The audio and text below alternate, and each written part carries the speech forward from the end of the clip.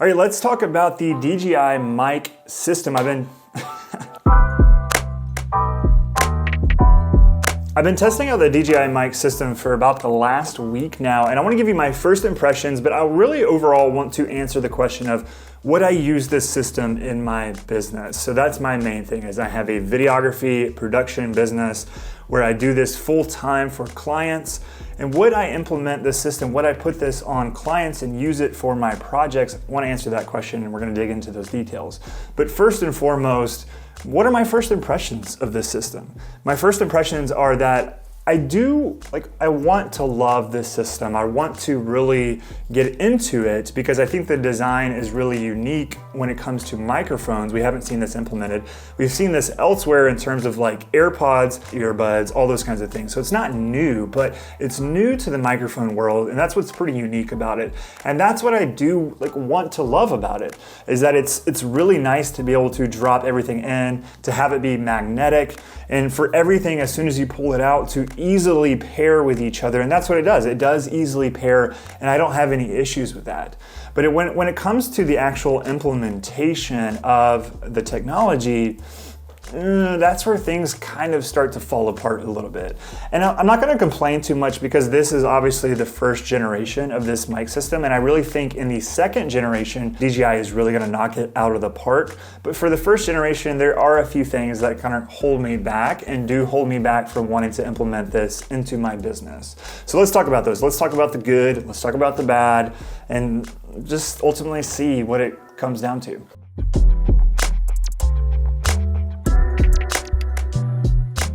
All right, so first I'm going to start with the bad, and the bad is that simply I just wouldn't put this on a client. This just looks, in my opinion, when it comes to professional filmmaking, this looks dumb. This looks like a vlogger. This looks like a YouTuber, and that's great. I think I see a lot of folks who are on YouTube using this, and I think it's great for that purpose. But when it comes to actual clients and somebody's wearing maybe a suit, if I'm doing corporate filmmaking, or wearing some other attire, this just doesn't look the part. And that's part of the thing, is that when we're filming with clients, especially I do a lot of corporate filmmaking, and when we attach a lav mic, like this guy here, when we attach a lav mic, this just looks standard. This is the norm. And so this looks totally fine. So when you go to doing something like this, it looks bulky, it looks weird. And I know that there's a magnet on there to where you can switch it around and just have the magnet showing, but that's just like a black square on somebody's shirt. And again, it just doesn't look the part. So for that reason, it kind of looks strange. And I know that looks are not everything. I get it. I get that looks are not everything, but it is a big part, especially in my business.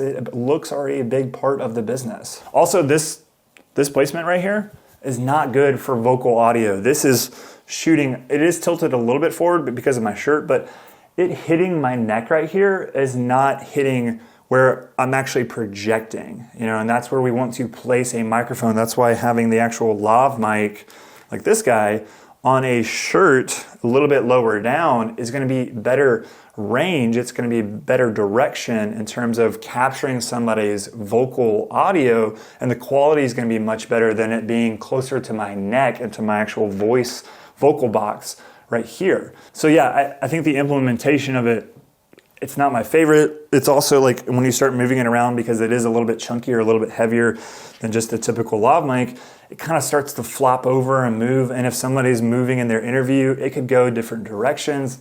I just don't like that. The other thing that I think is nice, but ultimately when you're trying to use it becomes cumbersome, is the receiver. And the receiver is touchscreen, and that is really, really nice, but it's only touchscreen for that little amount of space. And so if you have large fingers, like most adults, thumbing through that, swiping through that is eventually going to get really cumbersome if you're trying to change gain, if you're trying to change settings. There are a lot of different settings that you can change, and that's really nice, but it gets really cumbersome because the screen is so small. So it's nice that it is touchscreen, but it's not nice that it's so tiny. And then lastly, this system doesn't have 32-bit float quality audio. And I know that's maybe a big ask, but the thing is these days with most audio devices, from Zoom to this Tentacle, and Tascam and other brands is they're implementing 32-bit float audio. And if you don't know what that is, it's almost kind of like raw audio, like we have raw video.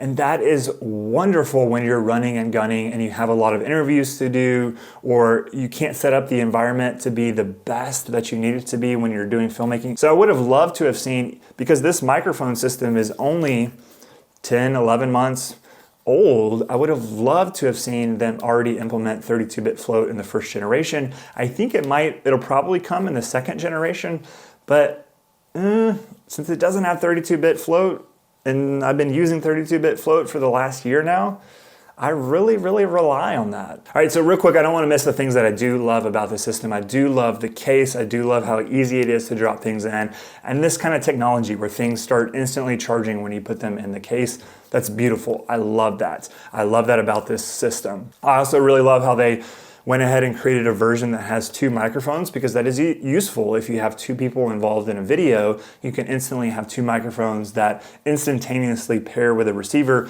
and you can get off and going, and that's really nice. But ultimately, would I put this on clients? No, I wouldn't put this microphone system on the clients for the reasons that I explained, that it's too bulky, it's not the industry standard, it doesn't look the part, it's also not hitting in the right spot, in the best spots, and I know you could put it lower, but again, it's going to be really big and bulky, and doesn't have 32-bit float audio. I really rely on that these days when I'm running and gunning, especially if I'm on a shoot by myself, which still happens these days. And so if I'm on a shoot by myself, it's one less thing to worry about being able to have 32-bit float audio. Since it doesn't have it, I would not rely on it and trust it fully.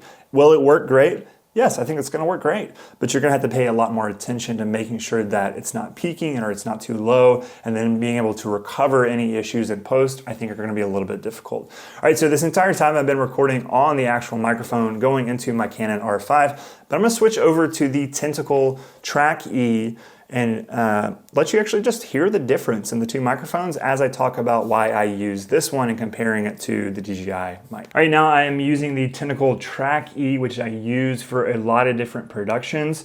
And I'm also utilizing and showing you the application, and the application is amazing. And what's great about this is I've never had any issues with the application connecting via Bluetooth to the device. And what's great is now all of a sudden I have controls on my entire iPhone screen. And that's the difference, is this little receiver screen on the DJI Mic is just too small, in my opinion. It's too cumbersome. And that's what's great of having an application that really works and works well. Now I can utilize the entire screen of my iPhone, and that's way easier to use. I can also put it up to my ear and I can hear what's actually coming out of the microphone.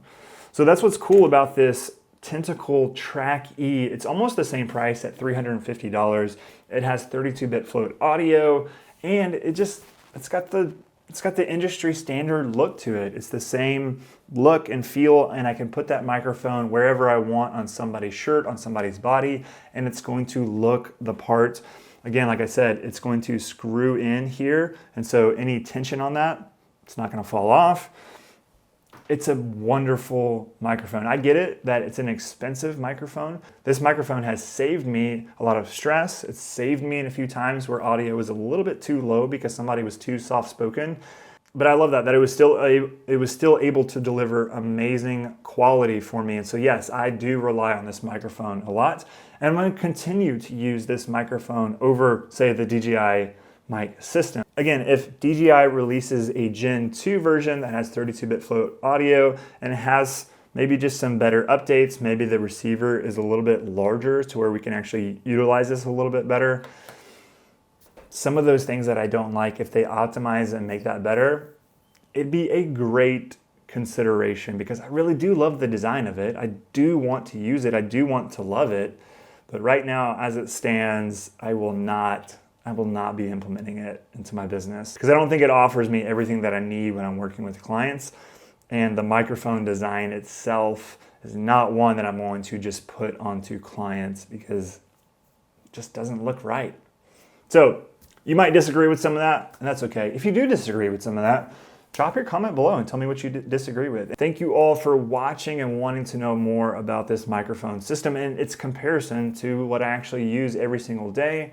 If you're interested in watching more of this kind of content, check out some recommended videos.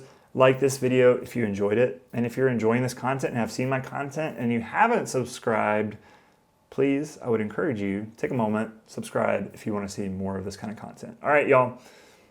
See you on the next video.